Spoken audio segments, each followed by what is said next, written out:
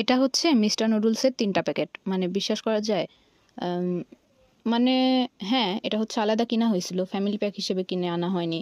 ৩টা আলাদা প্যাকেট বাইরে থেকে কিনে আনছি। হয়তো ওইগুলাতে একটু কোয়ান্টিটি কম থাকে। কিন্তু বিলিভ মি এটা হচ্ছে মামা নুডলস আছে। ওটা থাইল্যান্ডের ব্র্যান্ডের। মানে তো ওই মামা নুডলসের ২ প্যাকেটেরও সমান না। যখন জাস্ট সিদ্ধ করা হইলো, ডিম-টিম দেওয়া হয়েছিল না, তখন তো দেখে মনে হচ্ছিল যে মানে ডিম, পেঁয়াজ এগুলো কিছু দেওয়া হয়েছিল না। তখন দেখে মনে হচ্ছিল মামা নুডলসের ১ প্যাকেটেরও সমান না। এখন তাও এগুলা দিয়ে তাও মনে হচ্ছে ডিম, পেঁয়াজ, মরিচ এসব দিয়ে মনে হচ্ছে তাও যে ২ প্যাকেটের কিছু কাছাকাছি গেছে।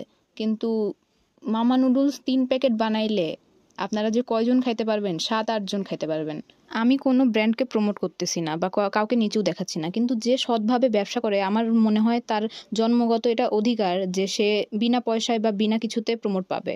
টেস্ট নিয়ে কিছু বলবো না, সবার টেস্টই ভালো, কিন্তু মামা নুডলসের টেস্ট আমার কাছে স্পেশালি বেশি ভালো লাগে।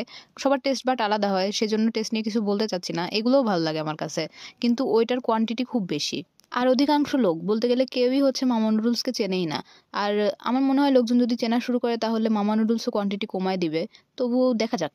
এটা তো বিভিন্ন ফ্লেভার আছে, কিন্তু আমার রেড কালারের প্যাকেট হট অ্যান্ড স্পাইসি ফ্লেভারটা